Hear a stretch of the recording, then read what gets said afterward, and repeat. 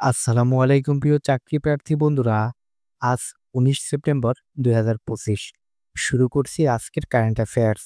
আজকের কারেন্ট অ্যাফেয়ার্সে আপনাদের জন্য প্রশ্ন থাকবে, সম্প্রতি কোন দুটি দেশ কৌশলগত যৌথ প্রতিরক্ষা চুক্তি স্বাক্ষর করেছে?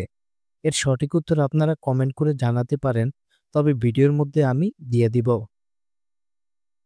জলবায়ু পরিবর্তনের কারণে ২০৫০ সালের মধ্যে কতজন বাংলাদেশি বাস্তুচ্যুত হতে পারে? উত্তর হচ্ছে বিশ্বব্যাংকের রিপোর্ট অনুযায়ী প্রায় ৩৩ লাখ বাংলাদেশি বাস্তুচ্যুত হতে পারে।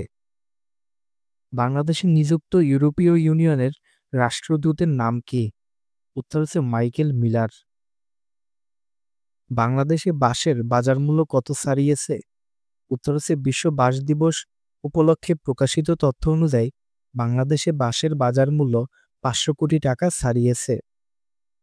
বিশ্ব বাঁশ দিবসের সূচনা কোথায় হয়েছিল? উত্তর হচ্ছে ২০০৯ সালে থাইল্যান্ডে অনুষ্ঠিত বাঁশ বিষয়ক বিশ্ব সম্মেলনে এর সূচনা হয়। গ্লোবাল ইনোভেশন ইন্ডেক্স ২০২৩-এ চীনের অবস্থান কততম? উত্তর হচ্ছে ১০ম। এই সূচকে বাংলাদেশের অবস্থান ১০৬তম। বৈশ্বিক উদ্ভাবনী সূচক কোন প্রতিষ্ঠান প্রকাশ করে? উত্তর হচ্ছে গ্লোবাল ইনোভেশন ইন্ডেক্স প্রকাশ করে ওয়ার্ল্ড ইন্টেলেকচুয়াল প্রপার্টি অর্গানাইজেশন, উইপো। সম্প্রতি কোন দুটি দেশ কৌশলগত যৌথ প্রতিরক্ষা চুক্তি স্বাক্ষর করেছে? উত্তর হচ্ছে পাকিস্তান ও সৌদি আরব।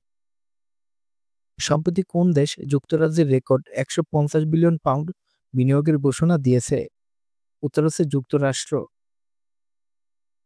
প্রধান উপদেষ্টা ডক্টর ইউনূস জাতিসংঘ সাধারণ পরিষদের ৮০তম অধিবেশনে কবে বক্তব্য রাখবেন? উত্তর হচ্ছে ২৬ সেপ্টেম্বর ২০২৫ তারিখে। জাতিসংঘের এবারের সাধারণ পরিষদ অধিবেশনের প্রতিপাদ্য কি?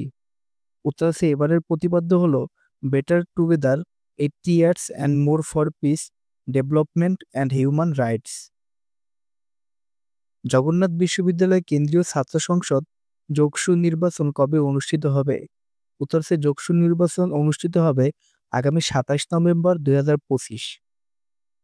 বৈশ্বিক শাসন ব্যবস্থার চ্যালেঞ্জ মোকাবিলায় চীনা সমাধান কৌশলটির নাম কি? উত্তর আছে কৌশলটির নাম হলো গ্লোবাল গভর্নেন্স ইনিশিয়েটিভ। প্রিয় চাকরি প্রার্থী বন্ধুরা, ভিডিওটি ভালো লাগলে অবশ্যই আমাদের ডেইলি শিক্ষা চ্যানেলটি সাবস্ক্রাইব করবেন। ধন্যবাদ সবাইকে।